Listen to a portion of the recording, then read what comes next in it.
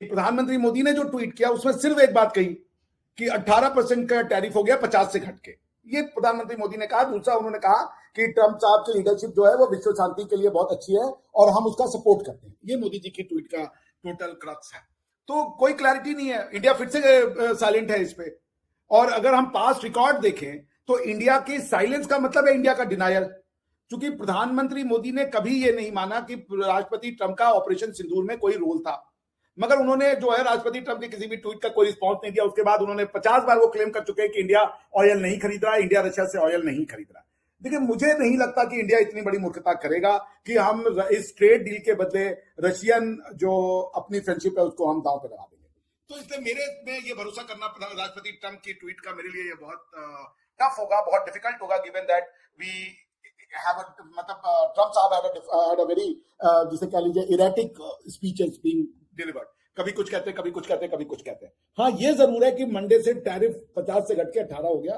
That is the common aspect of both the tweets कि वो 18% पे आ गया। अब वो पहले मैं कांग्रेस का पढ़ रहा था, कांग्रेस के जो हमारे पोजीशन लीडर है वो कहते हैं जी पहले 3% हुआ करता था, अब ये 18 पे लाए, तो भी पोजीशन ही है 13%, 15% ज्यादा ही है वो। तो मेरे पास इसकी भी कोई जानकारी नहीं है। और अगर ये बात है तो फिर उनको भी समझना पड़ेगा कि ट्रम्प साहब के रिजीम में इस समय हम लोएस्ट पे है, क्योंकि वियतनाम के ऊपर भी शायद जो मैंने पढ़ा वो 23-24% है आज की डेट में।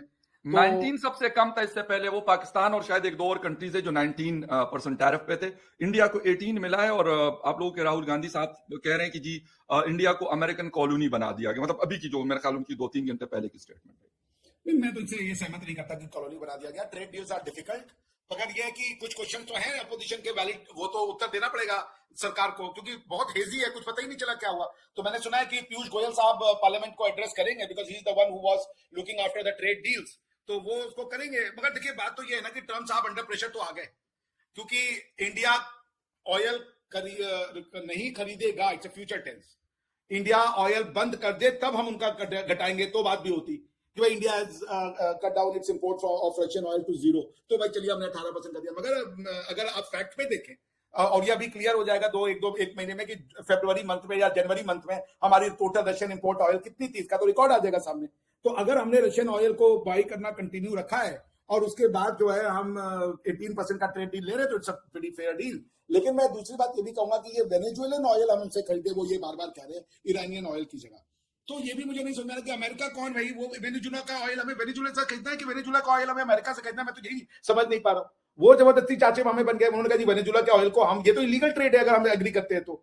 ये तो अगर कल को अमेरिका हमें, अगर आप कुछ बोलना चाहते सर, वो इलीगल तब होता ना कि अगर वो ट्रंप ना कहता तो इलीगल था। अगर आप रशिया और ईरान से लेंगे तो वो इलीगल है, लेकिन अगर आप वेनेजुएला से लेंगे और ट्रंप ने उसका अप्रूवल दिया तो सर वो लीगल हो जाता है ना, क्योंकि अमेरिका ही लीगल और इलीगल करता है ना चीजों को। रशिया वाले में क्या इलीगलिटी है सर, मुझे ये बताए ना।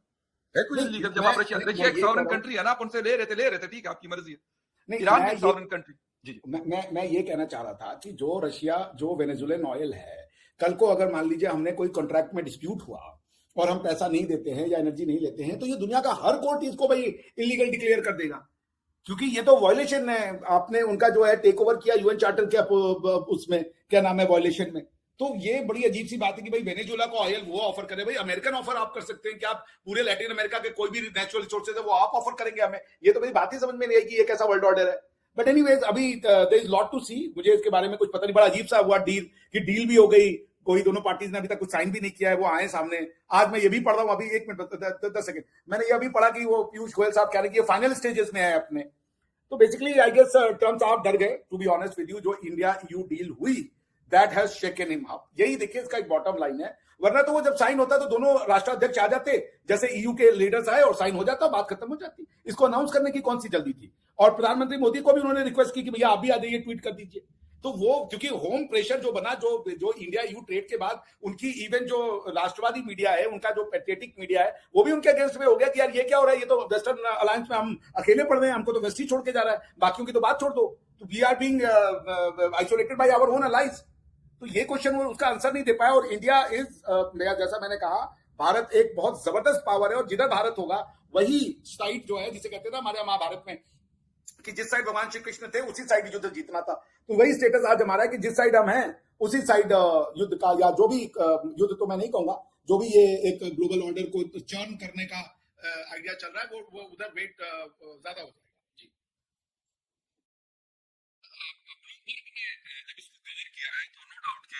फाइनेंस से रिलेटेड चीजें होती हैं, ट्रेड एंड बिजनेस से रिलेटेड चीजें होती हैं, मेरे ख्याल में उसका एक बड़ा क्रेडिबल प्लेटफॉर्म है।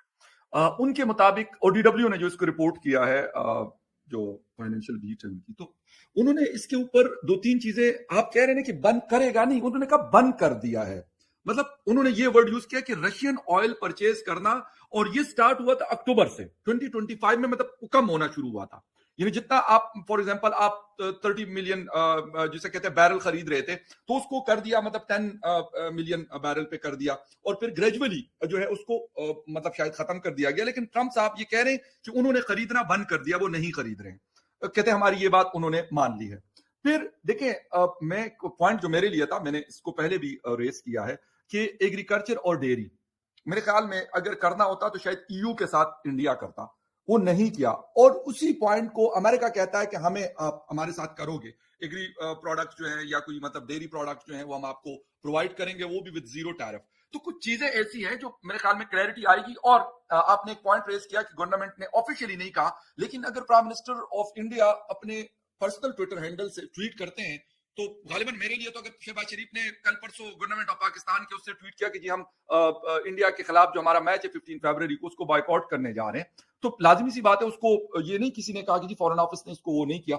अब मुझे नहीं पता कि फॉरेन ऑफिस एक अलग से प्रेस रिलीज जारी करेगा, नॉर्मली करता है, कहीं पे भी करता है, पाकिस्तान में हो, इंडिया में हो, बांग्लादेश में हो, इवन US या किसी और कंट्री में हो। लेकिन इसके हवाले से यही कहा जा रहा है कि अभी तक ऑफिशियली फॉरेन ऑफिस की तरफ से इस हवाले से कोई बातचीत नहीं हुई, ना कोई मतलब उन्होंने प्रेस रिलीज जारी किया कि ये हुआ है। मुझे फिर यही चीज पॉइंट आता है, क्योंकि इससे पहले भी अगर आपको याद हो, मेरे ख्याल सितंबर या अक्टूबर में जब हम शो कर रहे थे और डोनाल्ड ट्रंप साहब ने ट्वीट किया था कि नरेंद्र मोदी साहब ने और प्राइम मिनिस्टर ऑफ इंडिया ने रशियन क्रूड ऑयल खरीदना बंद कर दिया है, हमारी बात मान ली है। तो फिर उसके बाद मतलब वो सिलसिला जारी रहा, शायद उस पर गालिबन if I am not wrong, तो मुझे कुछ सही याद नहीं है, लेकिन शायद फिर ऑफिशियली स्टेटमेंट आया कि नहीं जी हमने ऐसी कोई बात आपसे की ही नहीं है। ये थोड़ी सी चीजें उनकी मतलब अनप्रिडिक्टेबिलिटी या फिर जो जिस पर ट्रस्ट नहीं किया जा सकता, डोनाल्ड ट्रंप साहब का ये मामला है। और मेरे ख्याल अभी ये 3 साल दुनिया को भुगतना है, सबको भुगतना है, ये सिर्फ इंडिया का या किसी और का मसला नहीं है। मैं यकीन करें आपको भुगतने का वर्ड मैं यूज कर रहा हूं, ये सबने भुगतना है। अब क्या करेंगे कि वो कह रहे जी मैंने 18% टैरिफ कर दिया फ्रॉम 25 नॉट फ्रॉम 50। अब ये भी नहीं क्लियर कि मतलब वो जो 25 जो एक्स्ट्रा लगाया था उन्होंने वो खत्म किया, उसको 18 कर दिया या टोटल 18 कर दिया, ये भी क्लैरिटी नहीं है। और ये जो $500 बिलियन का कह रहे कि एनर्जी प्रोडक्ट्स आप हमसे खरीदेंगे, मतलब $500 billion is a huge amount. अब लाजमी सी बात है वो तो फुल रेट पे देंगे, रशिया ने तो जैसा डिस्काउंटेड रेट पे चीजें बेच रहा है, ईरान भी इसी तरीके से कर रहा है। लेकिन मसला ये है कि अमेरिका ने उनके ऊपर सैंक्शंस लगाई है, तो हम नहीं, कोई भी नहीं खरीद सकता, ये इंडिया का या चीन का नहीं है। शायद चीन is the only country right now जो अभी तक ईरान से माल खरीद रहा है, मतलब क्रूड ऑयल की बात कर रहा हूँ या फिर ये गैस वगैरह की बात कर रहा हूँ, वो ले रहा है। बाकी कोई कंट्री नहीं ले रहा। हमारे मतलब आप तो चले दूर है, हमारी तो दीवार लगी, पाइप भी आया हुआ है, हम नहीं ले सकते, स्मगल कर लेते हैं, खरीद नहीं सकते सब।